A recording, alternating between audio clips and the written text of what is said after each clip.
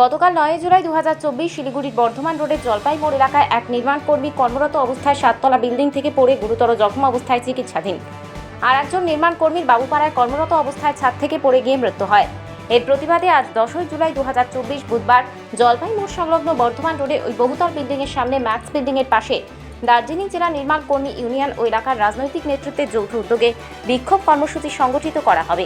দেখেন, প্রথম কথা হচ্ছে পর এইরকম অনেকগুলো ঘটনা হলো। এর আগে মাটিগাড়াতে একটা হলো, তার আগে হচ্ছে ওই বাইপাসে একটা হলো, তার আগে আরও একজন শ্রমিক মারা গেল, সে হচ্ছে একদম ওই ঘোষপুর যাওয়ার রাস্তাতে।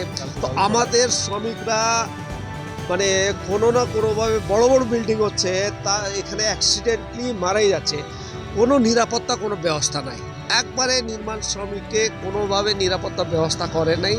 বড় বড় মালিকরা তারা হচ্ছে বড় বড় মাল্টি স্টোরেড বিল্ডিং করে, কিন্তু এই মাল্টি স্টোরেড বিল্ডিং করার যা নিয়মটাই হচ্ছে কেন মানে না, প্রশাসন কেন দেখে না?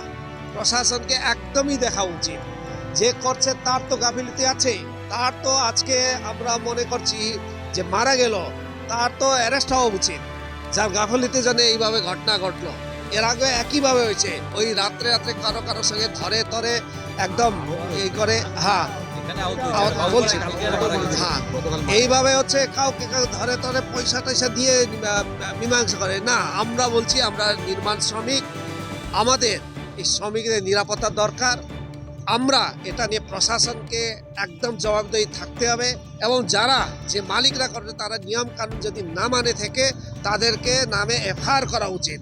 এটা মানুষ মারা গেছে এবং হচ্ছে যার মানে যে আহত হয়েছে তার পুরো চিকিৎসা ব্যবস্থা করতে হবে, এবং যে মারা গেছে সে হচ্ছে একদম সিঙ্গল যে অর্নিং, তার এই অর্ন দিয়েই তার সে দিয়েই পুরো বাড়িটা চলবে।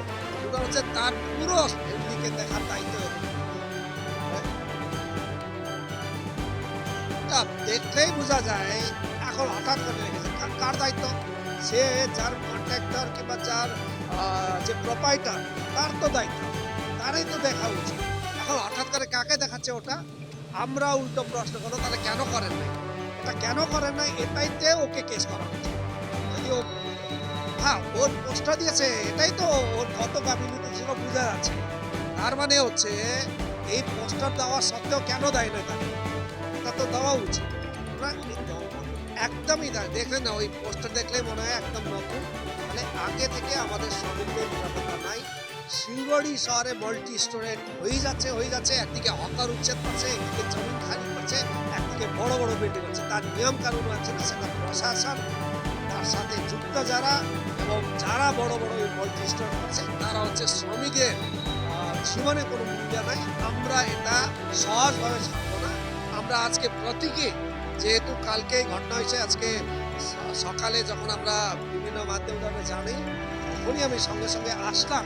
এই আসলাম মানে শুধু একটা এই করা না, আগামী দিনে লাগাতার আমরা